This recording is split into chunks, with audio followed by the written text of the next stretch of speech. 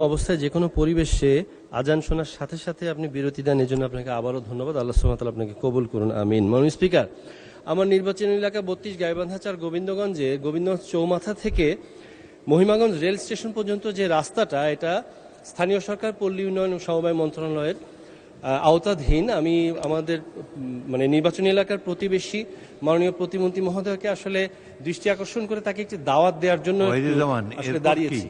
বিষয়টা এমন যে এই রাস্তা দিয়ে যদি যান উনি, মোটামুটি রোলার কোস্টার রাইডের মতো হয়ে যাবে। মাননীয় স্পিকার, মাননীয় পানি সম্পদ প্রতিমন্ত্রী একটা খাল উদ্বোধন করতে গিয়েছিলেন, তো যাওয়ার সময় আপনার মনে আছে ইনকামবেন্ট গভর্নমেন্ট, এই অন্তর্বর্তীকালীন সরকার ৬-৭টা পয়েন্টে কিছু সংস্কার করেছিল। আজিব ও গরিব সংস্কার হ্যাঁ মাননীয় স্পিকার। কিরকম জানেন? আপনার স্পিড ব্রেকার তৈরি করেছে রাস্তা ঠিক করতে গিয়ে। কিছু কিছু জায়গায় স্পিড ব্রেকারের মতো এই উঁচু উঁচু ইট রেখে কয়েক ফিট দূর দূর করে, এটা আপনার কিভাবে রাস্তা সংস্কার হয় আমরা জানি না। তো ঘটনাটা হয়েছে কি, মাননীয় পানি সম্পদ প্রতিমন্ত্রী যাবেন জন্য দুই পাশে কিছু মাটি ফেলে অ্যাপ্রোচ করা হয়েছিল। তো উনি হয়তো রোলার কোস্টার রাইডটা পুরো পাননি, তো ফেরার পথে ভারী গাড়ির চাকায় ওই মাটিগুলো উঠে গেছে, আবার আগের অবস্থায় চলে গেছে। তো এই জায়গাগুলো হয় কি, এই ৬-৭টা পয়েন্টে গভীর রাতে ছিনতাই বা ডাকাতি করার জন্য গাছ ফেলতে হয় না মাননীয় স্পিকার, ওই সংস্কারিত রাস্তাটাই যথেষ্ট।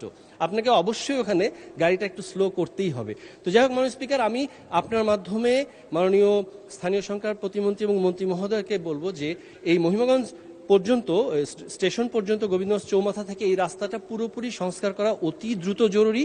আর যেহেতু মহিমাগঞ্জের কথা আসলো, এই কানটান্নে মাথা আসে মাননীয় স্পিকার, আমাদের সুগার মিলটার কথা আমার বলার ইচ্ছা ছিল। মাননীয় শিল্পমন্ত্রী মহোদয়কে দেখছিলাম, আমার শ্বশুরবাড়ি এলাকা সিলেট বিভাগের মাননীয় মন্ত্রী, উনি, আমি যতবারই যাই এখানে সংসদে কথা হয়েছে, সিদ্ধান্ত প্রস্তাবে আলোচনা হয়েছে, উনি আশ্বাসও দিয়েছিলেন। কিন্তু যখনই তাকাই উনি কেমন যেন ঠান্ডা চোখ দিয়ে এমন যেন বলতে চান ইতে কিতা করে বাবা, বুঝি না। উনি ইনশাল্লাহ কবে করবেন আমরা।